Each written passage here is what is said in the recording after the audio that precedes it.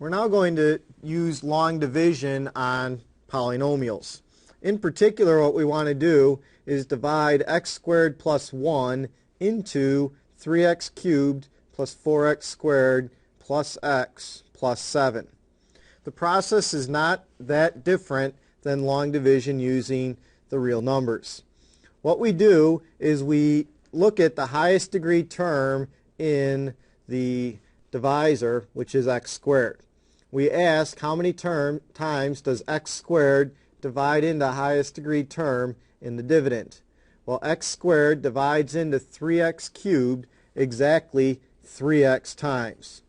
To help you see where that comes from, I basically took 3x cubed and divided it by x squared and got the result 3x.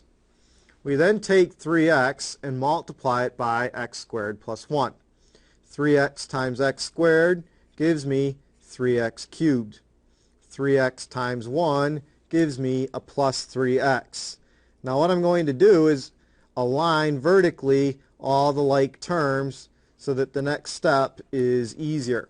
Because what we need to do, just like we did for long division, is subtract that result. Now, the easiest way to go about doing this subtraction in my mind is to take this negative sign and distribute it. So it becomes a plus, that guy becomes a negative, and that guy becomes a negative. What that allows us to do is add vertically. So 3x cubed plus negative 3x cubed is 0. We bring down our 4x squared. Then x plus negative 3x is negative 2x. And then we could bring down our plus 7. Now the whole process repeats, only now we ask how many times does x squared divide into 4x squared. X squared divides into 4x squared 4 times.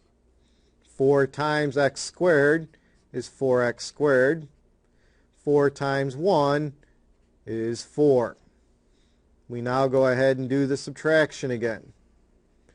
But again, you're probably better off taking that negative sign, making it a plus, and distributing the negative. And then adding vertically. So we have 4x squared plus negative 4x squared is 0. We have negative 2x, and then we have 7 plus negative 4 is 3. Now we know we're done because x squared is of a higher degree than negative 2x. Therefore, negative 2x plus 3 is going to be our remainder. What this means is that we could write our solution as follows. We would have 3x cubed plus 4x squared plus x plus 7 divided by x squared plus 1 is equal to 3x plus 4, that's your quotient, plus negative 2x plus 3 divided by x squared plus 1. In this section we're going to talk about synthetic division. Synthetic division can be performed when the divisor is of the form x minus c. Let's look at an example. We have f of x equals x cubed minus 4x squared minus 5, and we're going to divide this by x minus 3. The first thing that we notice is that the divisor is of the form x minus c, where the value of c is 3. Remember, the value of c is the value that follows the subtraction sign. Here's how the process works. We take that value of c and put it over here.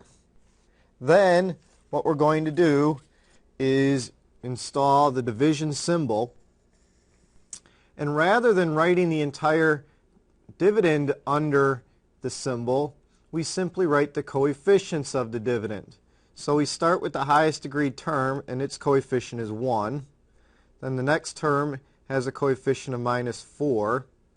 Then we notice that there is no x term. Because of that, its coefficient must be 0, and so we place a 0 here. So thus far we have x cubed minus 4x squared plus 0x, and then finally minus 5. Now here's what we do. We first bring down the coefficient 1. Then we multiply. 3 times 1 gives me 3. I put that result under the next coefficient. Then we add vertically. Negative 4 plus 3 is negative 1. 3 times negative 1 gives me negative 3. Add vertically. 0 plus negative 3 is negative 3. Finally, 3 times negative 3 is negative 9. Negative 5 plus negative 9 is negative 14. Now here's what these numbers represent. The negative 14 is your remainder. Negative 3 is the constant. Negative 1 is the coefficient on x. 1 is the coefficient on x squared. Here's a little way to help you remember what these quantities represent. If you look here, we're taking x minus 3 and dividing into x cubed minus 4x squared minus 5. X goes into x cubed, x squared times.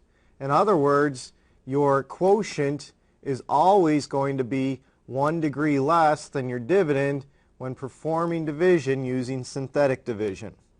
So we have that the quotient in this particular problem is x squared minus x minus 3 with the remainder of negative 14.